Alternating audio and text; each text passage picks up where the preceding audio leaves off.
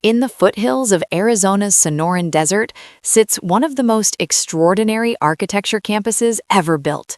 Taliesin West was Frank Lloyd Wright's winter home, studio, and experimental laboratory, a place where architecture could grow directly from the desert landscape.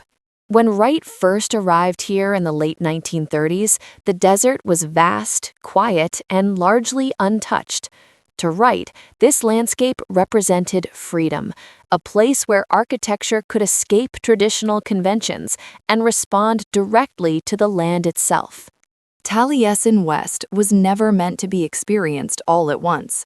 Like a desert trail, the campus reveals itself gradually through paths, courtyards, and carefully framed views that guide visitors from one discovery to the next.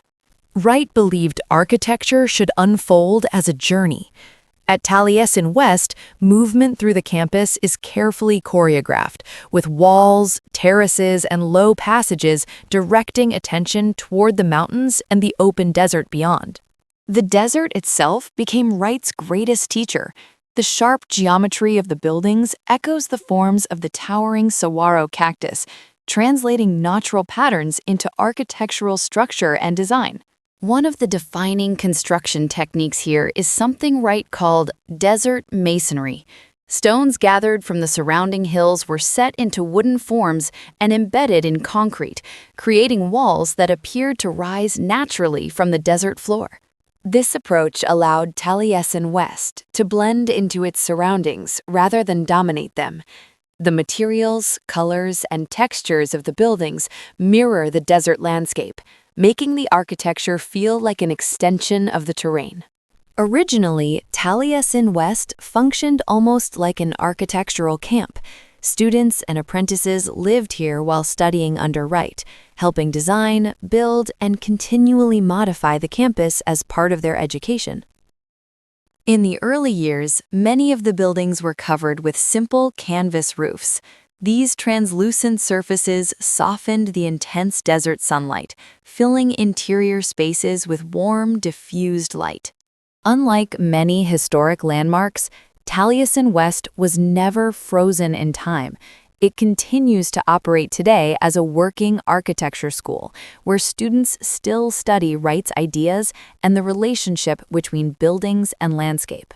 Over decades, wind, sun, and desert storms have weathered the campus. Rather than diminishing its beauty, this natural aging reinforces Wright's belief that architecture should exist in harmony with its environment. The desert environment also presents challenges.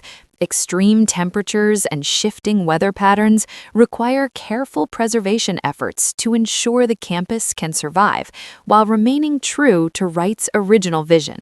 Today, architects, historians, and students act as stewards of Taliesin West. Their work ensures that Wright's experimental desert laboratory continues to inspire future generations of designers. Taliesin West reminds us that great architecture does not impose itself on the land. Instead, it listens carefully, learning from climate, materials, and landscape before taking shape. Nearly a century after its founding, Taliesin West remains one of the most powerful examples of architecture rooted in place. For visitors today, walking these paths is more than a tour. It's an experience of Wright's enduring dialogue between architecture and the desert.